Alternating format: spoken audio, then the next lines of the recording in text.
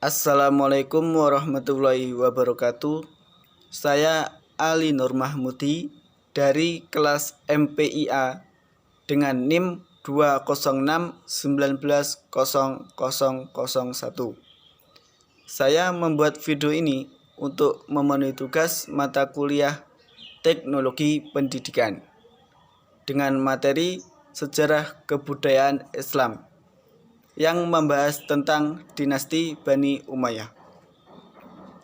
Pembahasan yang pertama, proses lahir dan berdirinya Bani Umayyah. Yang kedua, fase pemerintahan dinasti Bani Umayyah. Yang ketiga, khalifah yang pernah memimpin Bani Umayyah. Yang keempat, perkembangan ilmu pengetahuan pada masa Bani Umayyah. Selanjutnya, saya akan menjelaskan tentang proses lahir dan berdirinya Bani Umayyah. Pada masa pemerintahan Khalifah Utsman bin Affan, Muawiyah bin Abi Sufyan diangkat sebagai gubernur Syria. Utsman dan Muawiyah sama-sama keturunan dari Bani Umayyah. Pengangkatan Muawiyah sebagai gubernur Syria dipandang sebagai tindakan nepotisme. Ketika Khalifah Ali bin Abi Thalib berkuasa, jabatan Muawiyah sebagai gubernur Syria dinonaktifkan karena ia dianggap tidak disenangi oleh rakyatnya. Tetapi Muawiyah enggan meletakkan jabatannya dan menolak penetapan Ali sebagai khalifah. Muawiyah pun berada dalam pihak oposisi bersama dengan Aisyah, Thalhah, dan Zubair. Mereka menuntut khalifah mengusut tuntas kasus pembunuhan Utsman. Kondisi ini dimanfaatkan Muawiyah untuk menjatuhkan legalitas pemerintahan Ali dengan membangkitkan kemarahan rakyat dan menuduh Ali sebagai dalang pembunuhan Utsman. Sebenarnya Ali ingin menghindari pertikaian dan berniat mengajukan perlindungan kepada Thalhah dan kawan-kawannya. Akan tetapi, perdamaian tak kunjung dicapai. Oleh karena itu, gencatan senjata tidak bisa dihindarkan. Dalam peperangan terakhir, kemenangan berada di pihak Ali bin Abi Thalib. Thalhah dan Zubair terbunuh ketika hendak melarikan diri, sedangkan Aisyah dipulangkan ke Madinah. Yang kedua, fase pemerintahan dinasti Bani Umayyah. Di sini ada beberapa khalifah yang pernah menjabat sebagai pimpinan dinasti Bani Umayyah. Yang pertama, pemerintahan Marwan bin Hakam. Marwan bin Hakam hanya sebentar dalam menduduki kursi kekhalifahan, yakni tahun 64 sampai 65 Hijriah atau 684 sampai 685 Masehi.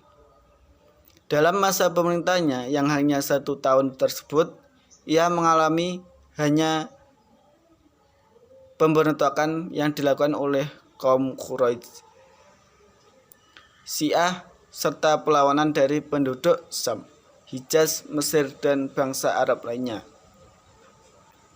Yang kedua, pemerintahan Abdul Malik bin Hakam. Meskipun selama menjadi khalifah, Abdul Malik bin Marwan banyak mengalami kemajuan, namun di sisi lain juga banyak mengalami perlawanan dari para musuhnya, termasuk sengketa dengan Abdullah bin Zubair. Ia wafat pada tahun 86 Hijriah atau 705 Masehi dalam usia 60 tahun, dengan meninggalkan karya-karya terbesar di dalam sejarah Islam.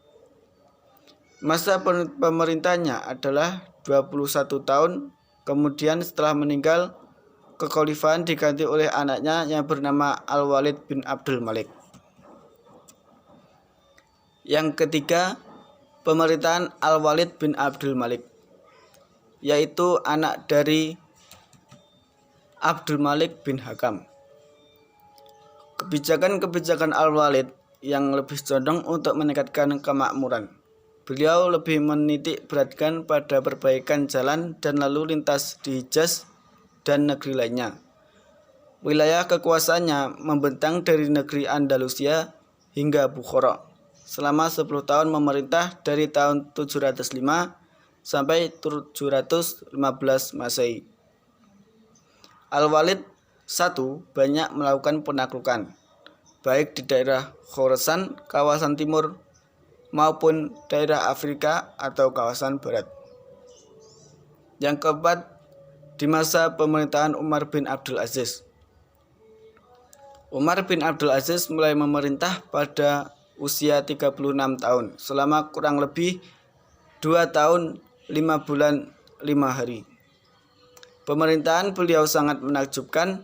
Pada waktu itu inilah dikatakan tiada siapapun umat Islam yang layak menerima zakat, sehingga harta zakat yang menggunung itu terpaksa ditaruhkan kepada siapa saja yang tidak memiliki biaya untuk menikah dan juga untuk membutuhkan lainnya.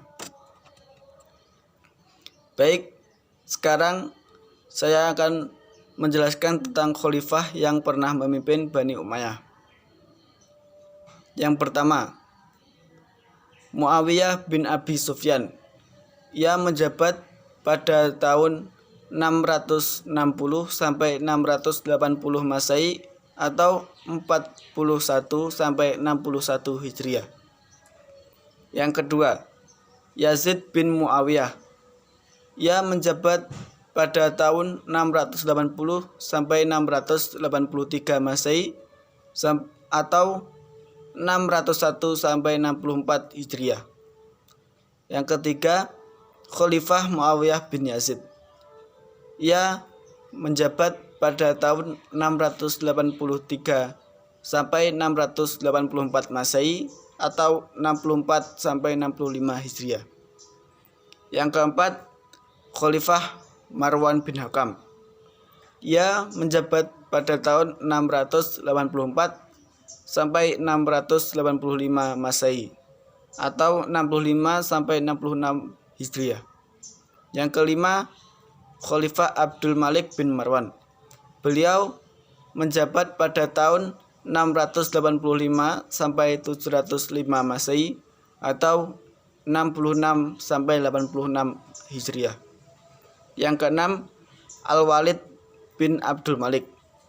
Beliau menjabat pada tahun 705 sampai 715 Masehi atau 86 sampai 97 Hijriah. Yang keenam, Sulaiman bin Abdul Malik. Ia memerintah pada tahun 715 sampai 717 Masehi atau 97 sampai 99 Hijriah. Yang kedelapan, Khalifah Umar bin Abdul Aziz. Beliau menjabat pada tahun 717 sampai 720 Masehi atau 99 sampai 102 Hijriah.